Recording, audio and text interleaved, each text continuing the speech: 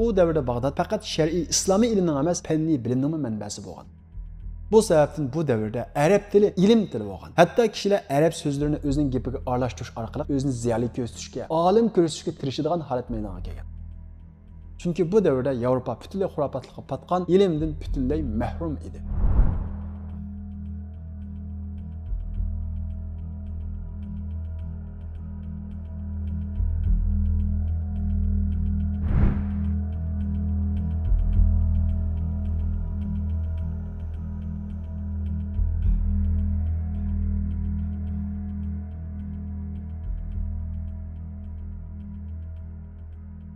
Biz ilgirki dersimizde bayan qilganimizdek Abbasiylar g'alaba qilgandan keyin Abbasiylarning tunji xalifasi Abu Abbas Saffah bo'ladi. Uning xaliflik davri 4 yil suriydi va uning xaliflik davrida Abbasiylarning asosi puxtunladi. U 4 yil xalifa bo'lib vafot topgandan keyin uning o'g'li Abu Ja'far Mansur xalifa bo'ladi. Lekin Abu Ja'far Mansur xalifa bo'lgandan keyin uning bilan hamtang mansabdorlar uning qarshi chiqdi. Masalan, tog'isi Misr Shamning hokimi Abdullah ibn Umar uning bay'at berishni rad qildi.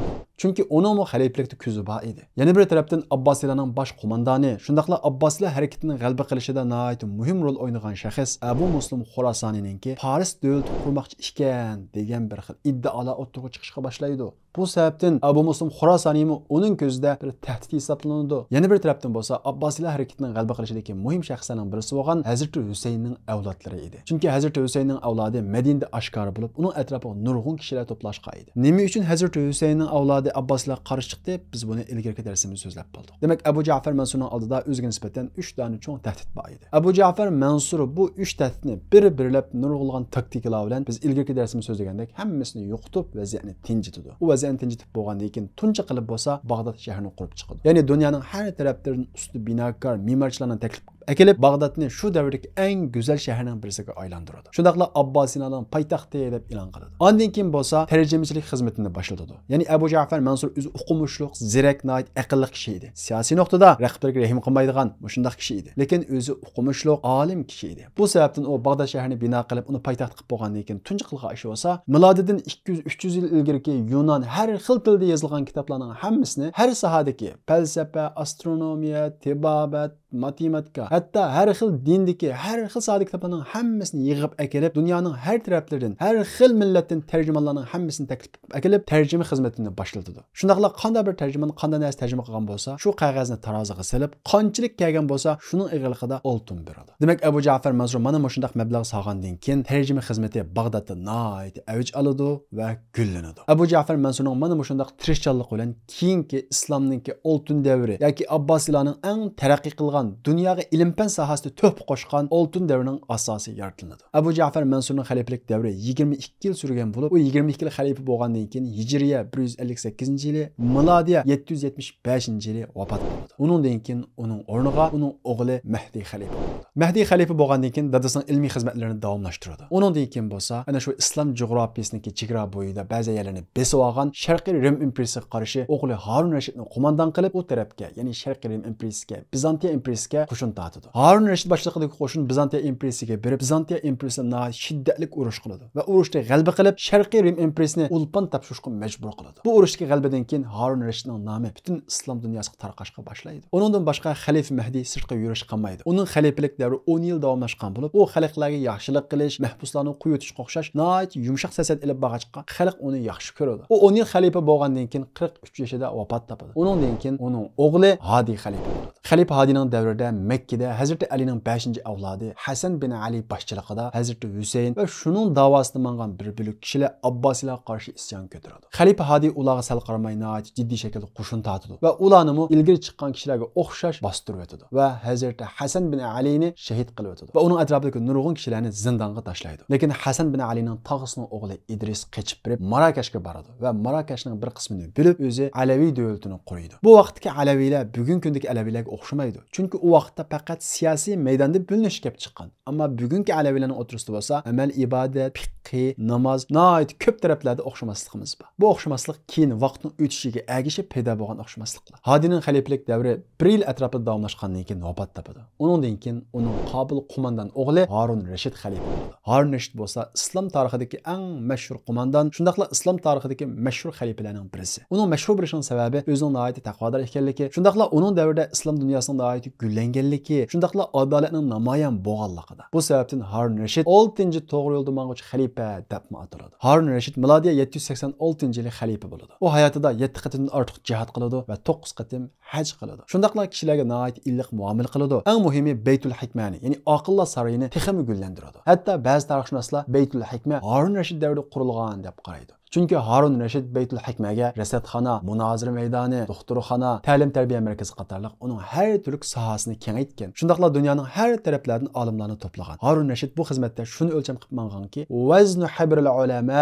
bidami shuhada. Olimlarning siyohi shahidlarning qini bilan o'xshash degan mush o'lchamni o'ziga asos qilib mangan. Natijada Harun Rashidning davrida Bag'doddagi ilm-fan eng yuqori chekka yetgan. Dunyoning har taraflaridan doktorlik o'qimoqchi bo'lganlar, falsafada o'qimoqchi bo'lganlar, astronomiyada o'qimoqchi bo'lganlar, hatto shar'iy ilmda o'qimoqchi bo'lganlarmi Bag'dodga eqishga boshlagan. U davrda Bag'dod faqat shar'iy islomiy ilmning emas, fanniy bilimning manbasi bo'lgan. Xuddi bugungi kunimizdagi Silikon vodiysiga o'xshash ilm manbasi, ilm shahriga aylangan. Chunki har sohada kitoblar tarjima qilinib Bag'doddagi Baytul Hikma kutubxonasiga qo'yilgan. Shuning uchun qanday bir sohada bir odam izlanmoqchi bo'lsa, ilm o'rganmoqchi bo'lsa, oldindan Bag'dodga kelib arab tili o'rganib, ondan keyin shu sohasida izlanish olib boradi. Bu sababdan bu davrda arab tili ilm tili bo'lgan. Hatto kishilar arab so'zlarini o'zining gapiga aralashtirish orqali o'zini ziyoli ko'rsatishga, olim ko'rsatishga tirishadigan holat meydonga kelgan. Xuddi bugungi kunimizda so'ziga inglizcha aralashtirish orqali o'zini ziyoli ko'rsatishga kishilar tirishganga o'xshash, arab so'zlarini bilish orqali kishilar o'zini olim ko'rsatishga tirishadi.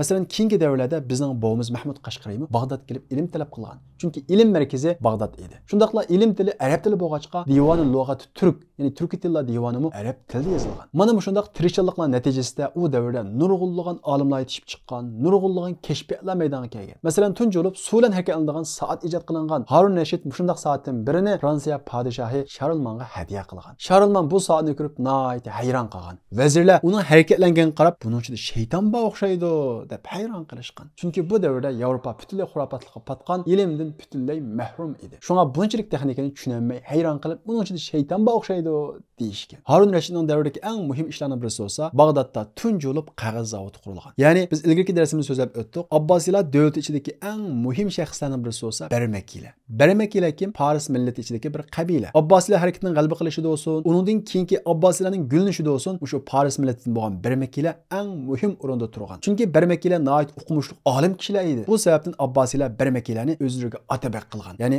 o'rda o'qituvchilar qilgan. Shundaqla bosh vazirlik o'rniga Barmakiylar o'ltirgan. Masalan, Abu Abbasning bosh vaziri Xolid Barmaki bosh vazir edi. Harun Rashidmi o'zining bosh vaziriga Yahya Barmakini qo'ygan. Yahya Barmaki bo'lsa Harun Rashidning o'qituvchisi edi. Bu sababdan Harun Rashid Yahya Barmakini ata deb chaqirdi. Mushu Yahya Barmaki Bag'dodda tunji bo'lib qog'oz zavodini qurgan. Qog'oz zavodini qanday qurgan? Biz ilgirki darsimizda so'zlab o'tganimizda qog'oz tunji bo'lib Xitoyda ijod qilingan. Lekin Xitoylar buni sirtqa chiqarmay necha yuz yil xuddi maxfiy retseptda o'zidan foydalangan. Lekin xat yozishda emas, bir narsa o'rashda, ahamiyatsiz ishlarda foydalangan. Talas urushida Abbosiylar g'alaba qilib 20 ming Xitoyni asir olgan. Shu 20 ming Xitoy ichida 2 dona qog'oz yozishni biladigan Xitoy bor edi. Bu 2 dona Xitoyni Ziyad Bag'dodga ilib ben kelgan. U Xitoylar Bag'dod kelgandan keyin qog'oz yasash texnikasini o'rgatib qo'yish badaliga ularni qo'yib etgan. Natija bu ikki Xitoy Abbosiylarga qog'oz yasashni o'rgatib qo'ygan. Ondan keyin musulmonlarni qog'oz yasashni o'rganib, Yahya Barmaki qog'oz yasash zavodi qurib, uni Yevropa ellariga tarqatgan. Demak, Xitoylar qog'ozni o'zining boshlarga chiqarmay ana shunday ishlatgan bo'lsa, musulmonlar uni kengaytib dunyoga tarqatgan. Qog'oz yasashning musulmonlar ichida paydo bo'lganligi ularning ilm fandi gulinishiga nihoyat tuhfa qo'shgan. Chunki qog'ozdan ilgari tira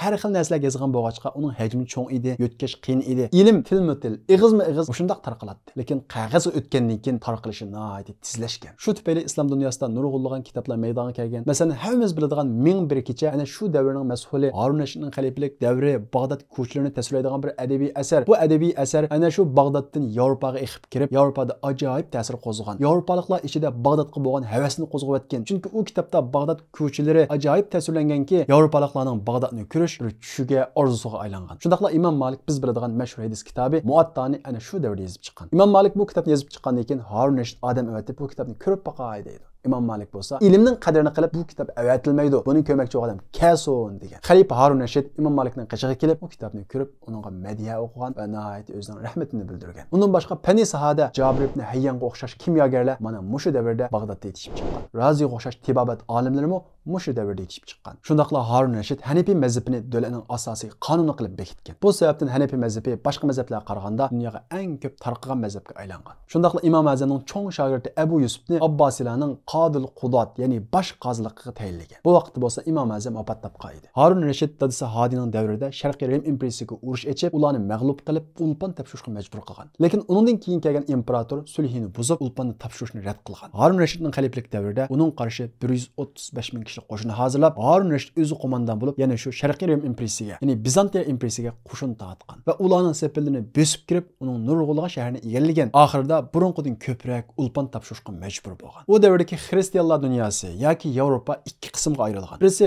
Sharqiy Rim imperiyasi, ya'ni Bizantiya imperiyasi. Yana bo'lsa G'arbiy Rim imperiyasi deb atalgan rayonlar. U vaqtda G'arbiy Rim imperiyasi allburun parchalanib bo'lgan. Lekin uning o'rnida parcha-parcha podshohliklar bor edi. Franklar bor edi. Masalan, Fransiya podshohligi bor edi. Abbosiylar bo'libmi Harun Rashid G'arbiy Rim imperiyasining rayonlari bilan nihoyat yaxshi munosabat o'rnatgan, ammo Sharqiy Rim imperiyasi bilan surkilish ichida bo'lgan. Islom tarixidagi butun hokimiyatlar, butun xalifliklar mana shu Sharqiy Rim imperiyasi bilan Bizantiya imperiyasi bilan to'xtamay surkilish ichida bo'lgan. Chunki Sharqiy Rim imperiyasi islom jug'rafiyasining kengaygan rayonlarini chegaralanadi. Shu asalli to'qinish chiqardi. Sharqiy Rim imperiyasining poytaxti bo'lsa Qustantiniya, ya'ni hozir Istanbul edi. G'arbiy Rim imperiyasining rayonlarining markazi bo'lsa Roma, ya'ni Italiyaninki Roma shahri edi. G'arbiy Rim imperiyasining rayonlaridagi xristianlar bo'lsa katolik, ammo Sharqiy Rim imperiyasining xristianlari bo'lsa ortodoks edi. Ya'ni aqida jihatdan ikki bo'lak edi. Harun Rashid Fransiya podshohi bilan yaxshi bir munosabat o'rnatgan. Bir-biriga hadiya, sovg'a salomni avatishib turadi. Bu sababdan islom madaniyati Yevropaga shu vaqtda eqib kirgan. Biz yuqorida o'tganimizdek Abbosiylarning ichidagi eng muhim shaxslar bo'lsa Barmakiylar edi. Barmakiylar kim? Biz yuqorida o'tdik. Ular Paris millatidan bo'lgan bir qabila. Ular Abbosiylarning g'alaba qilishida, g'alaba qilib bo'lgandan keyingi davlatining gulinishida nihoyat muhim rol o'ynagan. Bu sababdan ular eng yuqori mansab tutgan. Masalan, bosh vazirining hammasi degudek Parislar, ya'ni Barmakiylar edi. Harun Rashidning bu bosh vaziri Yahya Barmaki edi. Shundaqla o'zining o'qituvchisi edi, Yahya Barmaki. Bularning munosabati Harun Rashidning davriga kelgan qadar mana shundaq yaqin, yaxshi o'tgan. Barmakiylar ana shundaq yuqori mansab tutib qolmay, o'zining mustaqil siyosiy kuchi bor edi. Ya'ni o'zining ayrim Parislardan tashkillangan 50 ming kishi qo'shini bor edi. Harun Rashidning davrining boshlarida bu munosabat shundaq yaxshi davomlashgan. Lekin o'tirib kelgan vaqtda Barmakiylar bilan Abbosiylar o'tirisida nihoyat cho'ng bir surkilish chiqadi. U bo'lsa-mu biz yuqorida o'tganimizdek ilgirki xalifa Hodining davrida Hazrati Hasan, Hazrati Husaynning avlodlari isyon qilgan. Bu isyonni Hodi bostirgan, shundaqla Hasan bin Alini o'ltirib shahid qilib etgan. Uning tog'isining o'g'li qochib ketib Idrisiylar davlatini qurgan, ammo uning qashdagi cho'ng odamlar turmaga, zindonga tashlangan. Harun Rashidning davri kelgan vaqtda, ya'ni oxirgi davrlar kelgan vaqtda Yahya Barmakining o'g'li Ja'far Barmaki Misrning hokimi edi. Ana shu Ja'far Barmaki kechida maxfiy holda ana shu isyonchilarning boshlarining hammasini turmadan qo'yib etdi. Ya'ni Hazrati Husaynning atrofidagi cho'ng isyonchilarni turmadan qo'yib etdi. Bu xuddi davlat xoinini qo'yayotganga o'xshash bir ish edi. Abbosiylarga nisbatan Harun Rashid bu voqeadan qattiq cho'chiydi va Barmakiylar qarta nihoyat cho'ng shubhaga tushdi. Chunki uni qo'yayotgani o'zining bosh vaziri Yahya Barmakining o'g'li edi. Harun Rashid mana shundaq shubhaga tushayotgan paytda yana bir ish yuz berdi. U bo'lsa-mu Harun Rashid o'zining keyin datalash chiqmasin deb o'zining keyingi valiahdiga cho'ng o'g'li Ma'mun emas, ikkinchi o'g'li Aminni valiahd qilib bekitdi. Sababi Amin bo'lsa o'zining arab ayoli Zubayda xonimdan bo'lgan o'g'li edi. Ammo Ma'mun bo'lsa o'zining Paris ayolidan edi. Bu Harun Rashid o'zining arab ayolini bakrak yaxshi ko'radi. Arab ayolini yaxshi ko'rganligi uchun Aminni valiahd qildimi? Bunisi bizga noma'lum. Lekin Amin uyumparas, ishratga berilgan kishi edi. Ammo Ma'mun bo'lsa nihoyat o'qimishli kishi edi. Lekin Harun Rashid mana shu nuqtaga kelgan vaqtda arab ayoldan bo'lgan Aminni valiahd qiladi. Ma'mun bo'lsa uningdan keyingi valiahd qiladi. Mana shu valiahd masalasida Barmakiylar, ya'ni vazirlar, shu o'rdagi yuqori mansabli kishilar nihoyat jiq siyosiy o'yin o'ynab Ma'munni valiahd qilish uchun nurg'ulg'an tirishchiliklarni ko'rsatdi. Bu Harun Rashidni texmi cho'ng shubhaga tashlaydi. Chunki Harun Rashid Barmakiylar Ma'munni qo'llash orqali hokimiyatni tortib olmoqchi o'xshaydi deb qaraydi. Bu sababdan Harun Rashid Barmakiylarni huquqsizlantirish, shundaqla hokimiyatni yaroqlashtirish siyosati olib boradi. Oldi bilan Hasan bin Alining cho'ng odamlarini qo'yayotgan Ja'far Barmakini tutib akilib, uni o'limga hukm qiladi. Chunki Hasan bin Alining odamlarini qo'yayotdi degan gap davlat xoinlarini qo'yayotdi deganlik edi. Bu sababdan Ja'far Barmakini turmaga tashlab o'ldirib o'tdi. Shundaqla dadisi Yahya Barmakining azroq chetishliqi bor degan bu xil sabablar bilan uni zindonga tashlaydi. Ondan keyin mansabdorlar orasidagi Parislarni birma-bir huquqsizlantirib, ularni hokimiyatdan yiroqlashtirishga boshlaydi. Shunday qilib Harun Rashidning davridagi eng chong ishlarning birisi bo'lsa Barmakiylarni, ya'ni Parislarni Abbosiylar hokimiyatidan yiroqlashtirish bo'ladi. Lekin Harun Rashid o'zining xato qilganligi, eng yaramli odamlardan ayrilib qolganligini kechikib his qiladi. Harun Rashid o'zining keyin ixtilof bo'lmasligi uchun yuqorida aytganimizdek o'zining valiahdisini amin qiladi. Undan keyingi valiahdini tayinlab, undan keyin Ma'mun bo'ladi, undan keyin kichik o'g'li Qosim bo'ladi deb 3 veliahdini keyin-keyindan tayinlab o'tadi. Va shundaqla 3 o'g'ilni haj qilg'ili haramga olib, Kabening oldida o'ltirg'izib, ularga nihoyat kuchli nasihatlarni, o'zaro urushmaslikni, ixtilof qilmaslikni va'da oladi. Ondan keyin uchalisining har biridan yozmachi va'da elib, bu va'dani Kabening ichiga akirib esib qo'yadi. Harun Rashid bu orqali Abbosiylarning parchalanib ketishini oldini olaman deb o'ylagan edi. Shundaqla cho'ng o'g'li Ma'munning ko'ngli kelmasin deb, uningga Xorasonni suyruqal qiladi. Ya'ni Xorason sening olsun, ammo xalifaga itoat qil. Undan keyin sen xalifa bo'l, sen hamma ishga o'zing ega bo'l deb Xorasonni suyruqal qildi. Kichik o'g'liga Qosimga bo'lsa, Armeniya, Ozarbayjon taraflarini suyruqal qiladi. Ya'ni o'zining davlatini 3 o'g'liga bo'lib beradi. Ixtilof chiqmasin deb qilgan bu ishi keyin cho'ng ixtilofga sabab bo'ladi. Shunda qilib Harun Rashid 3 o'g'ildan ana shundaq ahdi elib, ahdini yozmichi yozdirib, Kabening ichiga ostirib bo'lgandan keyin haramdan qaytish yo'lida nihoyat og'ir kasal tegib yetib qoladi va sakratga tushadi. U o'zining ajalining yaqinlashganligini his qilib, meni qabrimning qishiga akilinglar deydi. Askarlar, vazirlar Harun Rashidni qabrisining qishiga elib keladi. U qabriga qaragandan keyin ma ag'na anni maliya, melim menga asqatmadi. Yani melim meni ölümden qutulduranmadı. Halaka anni sultaniya, padişahlıqım qo'ldan ketdi. Yani bu padişahlıqımı meni ölümden qutulduranmadı degan bu oyat o'qiguncha osmon qarab yig'lab turib, padişahlıqı yo'qolmaydigan kuchlik bo'lgan zot padişahlıqı yo'qoladigan bu ojiz bandanga rahim qilgin deginicha jon o'zib vafot bo'ladi. Shunda qilib Harun Rashidning xalifalik davri 23 yil davomlashgan bo'lib, Hijriya 193-yili, milodiya 809-yili vafot bo'ldi. Harun Rashid vafot bo'lgandan keyin vasiyati bo'yicha xalifalik o'rniga ikkinchi o'g'li Amin chiqadi. Cho'ng o'g'li Ma'mun uningga bay'at qiladi. Shundaqla Xorasonning hokimi bo'ladi. Huquqsizlantirilgan Barmakiylar Parislar bo'lsa, Xorason hokimi Ma'munning atrofiga to'plashgan edi. Chunki Ma'munning onasi yuqori degandek Paris edi. O'zi Paris millatiga yaqin edi. Arab hukmdorlar bo'lsa, Aminning atrofiga to'plashadi. Vaqtning o'tishiga ergashib, ikkili tarafdagi mansabdorlar birisini yana birisiga kuch ko'rtadi. Bu jihatda Aminning atrofidagi vazirlar texmi kuchli keladi. Ya'ni ular Aminga, agar siz vali ahdilikni akingiz Ma'mundan ilib olmasangiz, u sizga suiqasd qilib, sizni o'ltirib etib taxtga chiqib olishi mumkin deb vasvasa qiladi. Natijada Amin akisiga xat yozib, vali ahdilikni o'zimning o'g'liga o'tinib bering deydi. Ma'mun bunga qo'shilmaydi. Vaqt o'tgan sari ziddiyat ko'paydi. Aminning atrofidagi odamlar, Ma'munning niyati buzuq. Shuning uchun vali ahdilikni o'g'lingizga bermadi deb uni kuch ko'rtadi. Natijada bo'lsa, Amin 40 ming kishilik qo'shin bilan o'zining qobil qo'mondonini ana shu Ma'munga urush etishga buyuradi. Ma'munmi buning qarshi bosh qo'mondoni Tahrir boshchiligida nurg'un qo'shin tashkillab, uningga qarshi turishga tayyorlandi. Ma'munning atrofidagi askarlarning ko'pinchisi bo'lsa Parislar edi. Aminning qo'shindagi askarlar bo'lsa Arablar edi. Ya'ni bu ikkisining o'rtasidagi urush xuddi Arablar bilan Parislarning o'rtasidagi urushning tusiga kirib qoladi. Ya'ni milliy da'vo, milliy urushga o'xshab qoladi. Shunda qilib bu ikki qo'shin Ray degan shaharda uchrashadi. Ray bugungi kunimizda Ironning ichida. Bu ikki qo'shin shiddatli urush qiladi. Natijada Aminning qo'mondoni Hasan bin Ali o'ldiriladi, Ma'mun g'alaba qiladi. Amin yana tanbamay, ya'ni 20 ming kishi qo'shinni avatadi. Ikkinchi qatimki urushdimi yana mag'lub bo'ladi. Uchinchi qatimda yana 40 ming kishi qo'shinni avatadi. Bu urushdimi yana mag'lub bo'ladi. Shunda qilib Ma'munning qo'shini 3 qatim g'alaba qilgandan keyin, endi bizmi qarab turmaymiz, bizmi hujum qilamiz deb qo'shin boshlab Bag'dodni muhosara qiladi. Bag'dodning sepini nihoyat mustahkam bo'lg'achqa, Bag'dodni muhosara qilib shiddatli hujum boshlaydi, manchaniq otadi, lekin muhosara 1 yilga yaqin davomlashgan bo'lsa-mu, Bag'dodni ocholmaydi. Bu jarayonda nurg'un manchaniqlar etilib, bo'g'isi Abu Ja'far Mansur bino qilgan Bag'dod xarobilik aylanib ketadi. Muhosara 15 oy davomlashgandan keyin Bag'dodning ichida yeydigan narsa tugab, ocharchilik yuz berib, amalsiz Bag'dodning eshigini ochadi. Shunda qilib Ma'mun qo'shini Bag'dodni egallaydi, Aminni turmaga tashlaydi. Ma'munning Paris qo'shinlari bo'lsa, kechida maxfiy holda zindonga kirib, Aminni o'ldirib o'tadi. Ma'munning bosh qo'mondoni Tahir bo'lsa, Islom xalifasi, Abbosiylar xalifasi Ma'mun deb e'lon qiladi. Shunda qilib Akufka, Amin va Ma'mun o'rtasidagi urush başdan axir bo'lib 3 yil davomlashgan bo'lg'achqa Abbosiylar jug'rofiyasiga nurg'ulg'an bagliklar, amirlar, hokimlar isyon ko'taradi, o'zaro mustaqil bo'lishga tirishadi. Ya'ni ichki to'qinish sababli Abbosiylar davlati parchanish girdobiga berib qoladi. Vaziyatning xatarlik ahvolga kelib qolganligini his qilgan Ma'mun darhol poytaxt Bag'dodga kelib o'rinlashadi va o'zini rasmiy xalifa deb e'lon qilib, amirlardan, hokimlardan qaytadan bay'at oladi va isyon qilgan kishilarning hammasiga qo'shin tortib, ularni bir-birlab bostirib, Abbosiylarni yana qaytadan birlik keltiradi. Ondan keyin urush sababli to'xtab qolgan ilmiy xizmatlarni qaytadan jonlantiradi, munozara so'rovlarini ko'paytiradi. Ma'mun eng ahamiyat bergan taraf bo'lsa falsafa bo'ladi. Bu sababdan uning davrida ba'zi firqalar maydonga keladi. Masalan, Mu'tazili firqasi mana shu Ma'mun davrida Ma'munninki munozara salonlarini ko'paytirish sababli aqliy jihatdagi munozaralar nihoyat ko'p bo'lib, Mu'tazila aqidasi maydonga keladi. Bunun sayesinde mantiqa, falsafa nihoyatda taraqqiy qiladi. Qur'on xoliqmi yoki maxluqmi, ya'ni Qur'on yaratquchimi yoki yaratilguchimi degan mana shunday falsafiy da'talashlarni o'ttirg'a chiqadi. Qandaqla bo'lmasin, Ma'munning davrida ilmiy gullanış qaytadan jonlanadi. Ichki isyon sababli Bizantiya imperiyasimi, ya'ni Sharqiy Rim imperiyasimi islom jug'rafiyasining ba'zi rajonlarini, ba'zi shaharlarni egallab olgan edi. Bu sababdan Ma'mun qaytadan qo'shin tashkillab Sharqiy Rim imperiyasiga, ya'ni Bizantiya imperiyasiga qo'shin tortadi. U qo'shinni boshlab Tarsus degan shaharga kelgan vaqtda Hijriya 218, milodiya 833-yili qizitma kasal tegib shu yerda vafot topadi. Tarsus shahri bugungi kunimizda Turkiyaning Mersin shahrida bo'lg'achqa, uning qabrisi bugungi kunimizda Mersinda hali ham mavjud bo'lmoqda. Xalifa Ma'mun vafot topishdan ilgari o'zining qarindoshi Mu'tasim Billahni valiahd qilgan edi. Uning vasiyati bo'yicha uningdan keyin xalifalikka Mu'tasim Billah xalifa bo'ladi. Mu'tasim Billah xalifa bo'lgandan keyin Abbosiylar xalifaligi yangi bir davrga qadam qo'ydi. U bo'lsa-mu Abbosiylar xalifaligininki turklashish bosqichi. Ya'ni Abbosiylar farislarning ta'siridan qutuladi, lekin turklarning ta'siri singib kirishga boshlaydi. Buning tafsiloti qiziqsanglar, diqqatinglar kelarki darsimizda bo'lsin. Lar bisib üzülmidi bu karvan,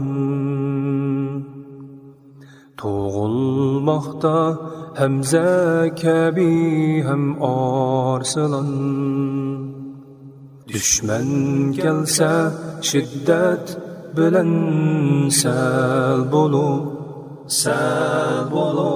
əsləb olsun əhzab günü yadımda.